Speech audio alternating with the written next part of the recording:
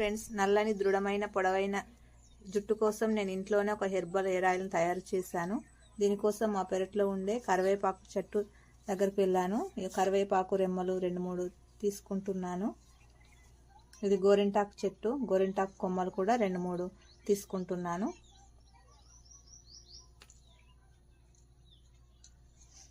ఇది భృంగరాజ్ అండి, దీన్నే గుంట గలగర ఆకు అంటారు. ఇది కూడా ఒక 4-5 కొమ్మలు తీసుకుంటున్నాను. ఇది కలమంద ఒక ఆకు తీసుకుంటున్నాను. వీటన్నిటిని శుభ్రంగా మంచిగా కడుక్కోవాలి. మంచి నీటిలో శుభ్రంగా కడుక్కొని వాటి ఉన్న ఆకులన్నిటిని ఇలా రిల్లుకోవాలి. మంచి బట్ట పరుచుకొని అందులో ఈ ఆకులన్నీ చల్లుకోవాలి. ఇందులో ఇంకా మందార పువ్వు, మందార ఆకులు కూడా వేసుకోవచ్చు. వేసుకుంటే ఇంకా హెయిర్ చాలా మంచిగా ఉంటుంది.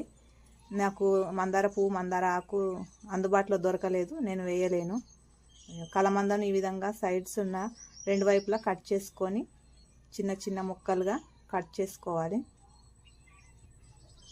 చిన్న చిన్న ముక్కలుగా కట్ చేసుకొని వీటిని ఒక బట్టలో మంచిగా ఆరబెట్టుకోవాలి. నీడలోనే ఆరబెట్టుకోవాలి. మంచిగా పల్చగా పరుచుకొని నీడలోనే ఆరబెట్టుకోవాలి. దీనికోసం నేను నూనెను తీసుకుంటున్నాను. ఈ నూనె కొబ్బరి నూనె గానుగ పట్టిన కొబ్బరి నూనె అయితే చాలా బాగుంటుంది, కానీ నాకు అది దొరకలేదు. నేను కిరాణా షాప్లో నుండి ఆయిల్ తీసుకొచ్చుకొని వాడుతున్నాను.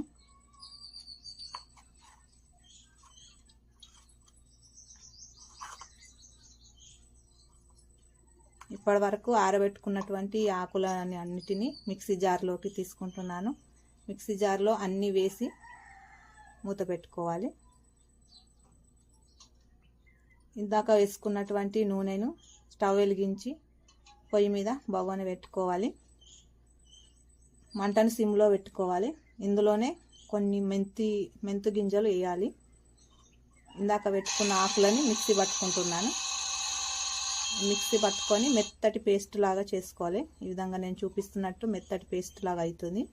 ఈ విధంగా మెత్తగా పేస్ట్గా చేసుకొని ఈ పేస్టుని ఈ కాగిన నూనెలో వేయాలి. కాగిన నూనెలో వేసినప్పుడు నూనె ఇలా పైకి వస్తుంది. కొంచెం పెద్ద బాగానే పెట్టుకోవాలి. నూనెలో మిశ్రమాన్ని వేసినాక ఒక 10 నిమిషాల పాటు మరగనివ్వాలి. నూనెని మధ్యలో కలుపుకుంటూ ఈ విధంగా మరగనివ్వాలి. మరిగిన తర్వాత ఈ విధంగా ఉంటుంది. ఇప్పుడు దీన్ని ఒక మంచి డబ్బాలోకి వడబోసుకొని పెట్టుకుంటే నిల్వ ఉంటుంది. వారానికి 2 సార్లు జుట్టుకు అప్లై చేసినట్టయితే హెయిర్ మంచి గ్రోత్ ఉంటుంది. ఈ విధంగా డబ్బాలో స్టోర్ చేసుకోవాలి ఆయిల్ను. మీరు ట్రై చేసి చూడండి. Thank you for watching.